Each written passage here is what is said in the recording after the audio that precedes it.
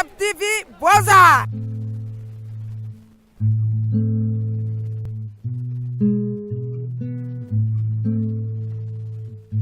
Quévrin, les voyageurs à destination de Boussu, Hénin, Tulin et Quévrin ne peuvent pas embarquer dans les 6 dernières voitures. Zone A, les voyageurs à destination de 5 km. Le vendredi 21 octobre, la caravane des migrants sans papier a fait un escale dans la ville de Mons pour rencontrer des Montois, leur proposer une autre image des personnes sans papier et créer avec eux des perspectives d'alliance et de lutte commune. La délégation des sans-papiers mobilisés et les organisations qui les soutiennent ont pu rencontrer les élèves de 4e et 5e secondaire et les étudiants de première année d'assistance sociale avant d'être accueillis par le tissu associatif local pour un temps d'échange. Introduit ici par l'un des profs, puis Damien Duciré oriente et encadre l'échange. Écoutons-les. Ce que je propose, c'est que chacun, en 2 mots, se présente ici. Et puis alors, ce qu'on va faire, en fait, on a structuré l'intervention, on va dire, en questions, sous forme de questions qui sont sur un PowerPoint. Et l'idée, c'est qu'on puisse discuter autour de questions sur les réalités des sans-papiers. Voilà. Oui, je m'appelle Laurence, je viens de la République démocratique du Congo. Je m'appelle Gassam Sarah du Cameroun. Je m'appelle Dangaloa Sédar du Tchad. Quand Mamadou Ibra, je viens du Niger. Je suis le gourmestre sans papier du Gué. Bonjour, moi c'est Radia, je viens du Maroc. Je suis un militant sans papier à Bruxelles et je fais partie de la coordination des sans papiers à Bruxelles et aussi du journal. Et aussi je participe au caravane. Je suis Serge, je suis congolais de Brazzaville. Je suis militant à la CSC, dans le comité de travail sans papier de la CSC, en même temps membre de la coordination des sans papier de l'Est. Bonjour, je m'appelle Saïd, je suis d'origine marocaine, je suis le responsable du journal GSP, je suis un membre du bureau du Forum européen, du Forum Migration européen au sein de la Commission économique et sociale en Belgique, je suis un. Bonjour, je m'appelle Nabil, je viens de Bénin. Bonjour, je m'appelle Kanga Bernard, je viens du Sénégal. Ok, qui se lance pour expliquer le thème sans papier?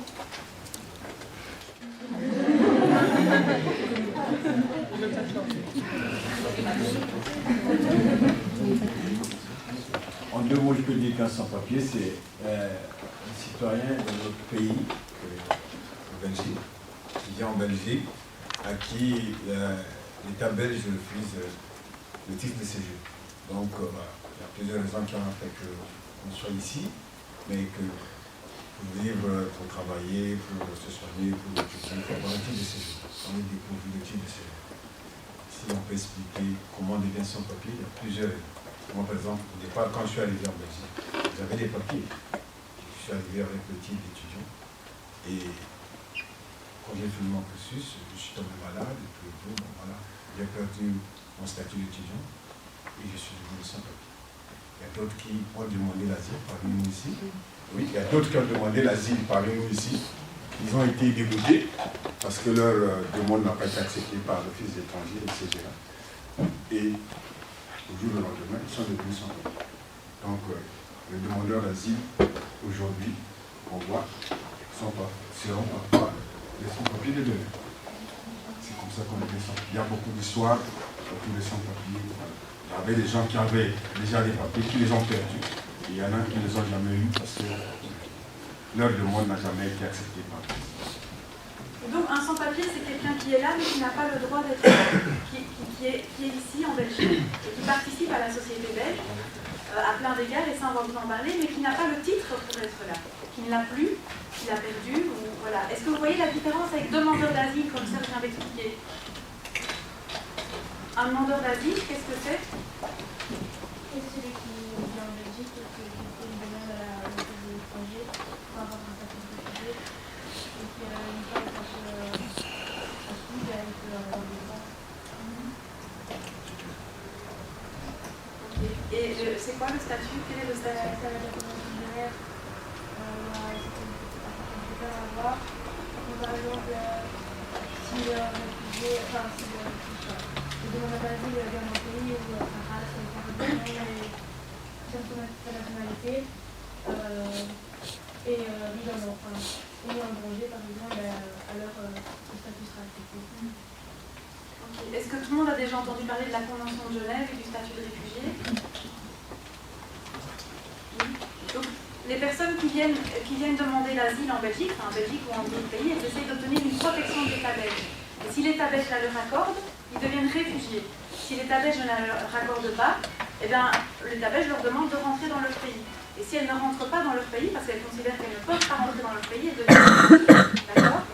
Ça, c'est une manière de devenir sans-papier. En fait, il y a toute une série de définitions qu'on a mises sur un PowerPoint et qu'on vous donnera pour clarifier. Est-ce qu'il y a d'autres mots, d'autres appellations de migrants qui vous viennent à l'esprit que vous voudriez clarifier?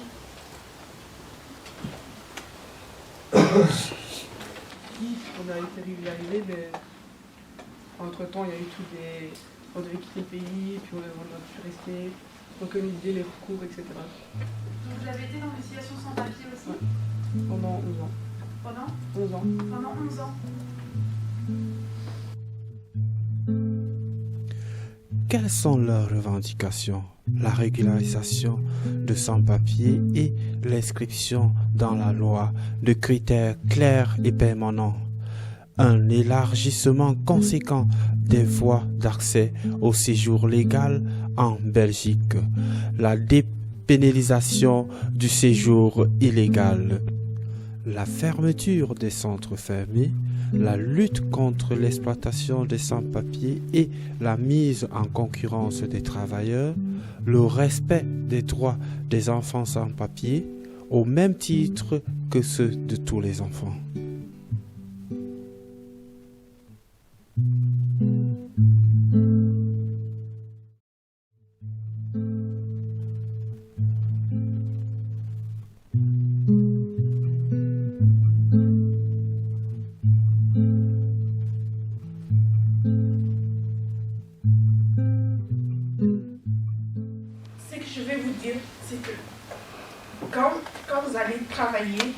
Donner des vrais bons conseils à vos clients et tout ça.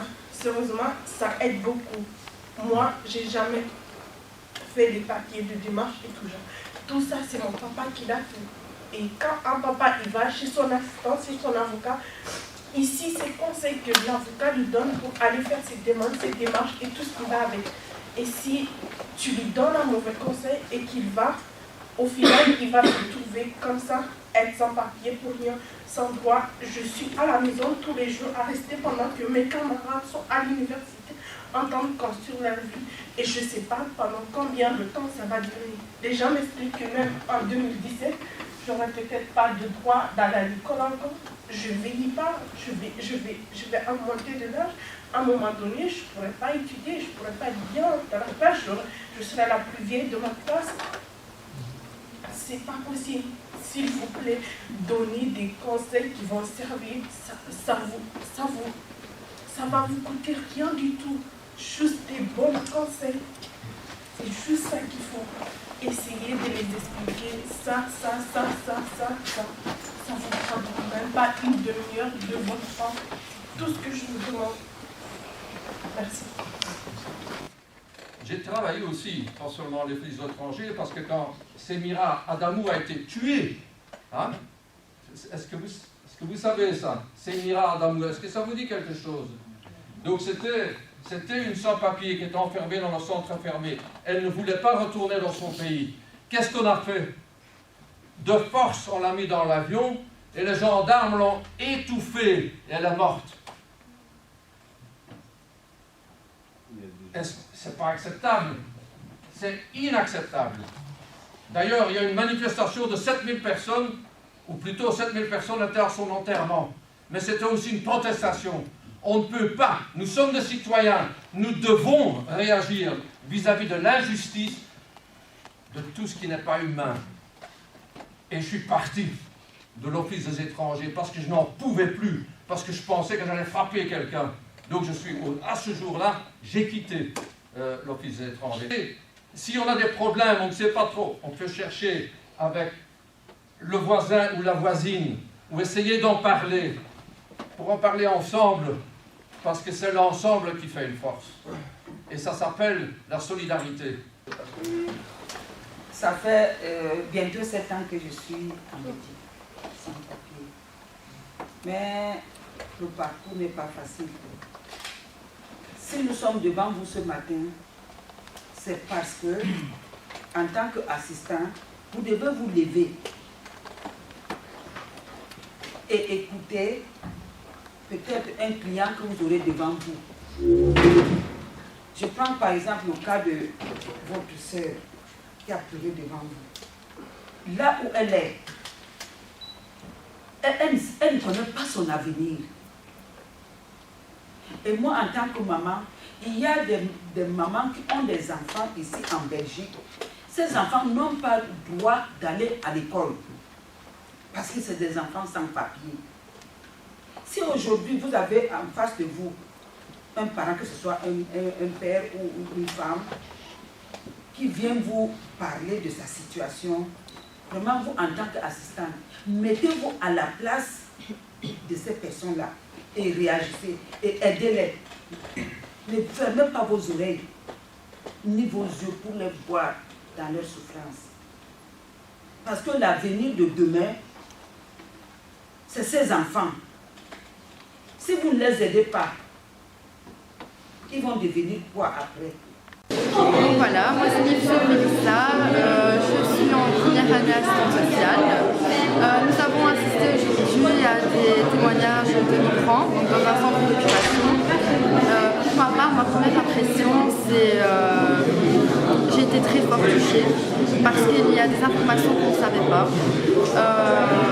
Ils nous ont montré qu'ils étaient des personnes comme nous qui pouvaient apporter beaucoup à la société, même plus apporter que nous, que certaines personnes qui sont les papiers. On a envie de les aider, mais avec ce système qui s'est mis en place, par exemple de mettre des enfants dans les centres, on se sent impuissant en fait. Et c'est ça que je parlais tantôt, des manifestations, des mouvements de solidarité, ça fait des années qu'on en fait, ça ne change rien. Donc moi je propose peut-être justement de faire plus d'accueil comme ça dans les classes, de vraiment de rentrer dans la tête des jeunes et de leur faire comprendre que c'est pas parce qu'on va manifester que ça va changer quelque chose. Il faut qu'ils changent d'abord eux-mêmes, il faut qu'ils changent leur vision vis-à-vis du monde, vis-à-vis de ces personnes-là. Alors je m'appelle Sophie, je suis en accueil en assistante sociale à Mons et j'ai ressenti de l'émotion déjà. Parce que plusieurs témoignages m'ont vraiment bouleversée et c'était vraiment sympa de pouvoir communiquer avec les bénéficiaires. Et dans le futur, j'aimerais quand même bien essayer d'arranger ça. Maintenant, on n'est pas des super-héros. Mais je pense que si tout le monde contribue au bien-être des étrangers, des demandeurs d'asile et des migrants, eh bien, ça fera beaucoup de bien. Et bien, le message que je peux leur donner, c'est de s'informer déjà et de ne pas se fier vraiment aux médias, parce que les médias ne savent pas vraiment ce que les personnes ressentent. Et vraiment aller au contact des gens et pas se fier à ce que les gens peuvent dire et qu'il y avoir un esprit fermé. Alors je m'appelle Florent Compas, j'étudie en première année assistance sociale ici à la L. Alors déjà c'est difficile de rester insensible à ce que vous nous avez dit. Je trouve ça important d'en parler autour de soi, pas simplement écouter et rester sans rien faire. Je pense aussi le fait que des jeunes en parlent, ça peut aussi parler aux autres jeunes qui peut-être osent pas se battre pour une cause qui est juste, qui me paraît essentielle. Et donc voilà. Non, c'est important d'écouter les autres, de pas rester sur ses préjugés. Et donc voilà.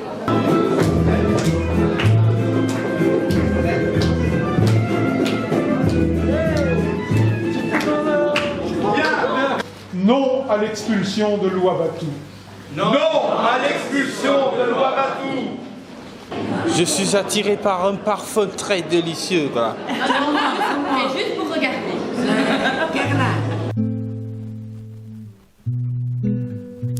La caravane des migrants compte faire le tour de la Belgique d'ici la fin 2017. Nous vous invitons tous à venir les soutenir et les accompagner dans cette initiative qui porte à mieux informer ceux qui ne savent pas qu'est-ce qui se passe dans la situation des sans-papiers. Merci.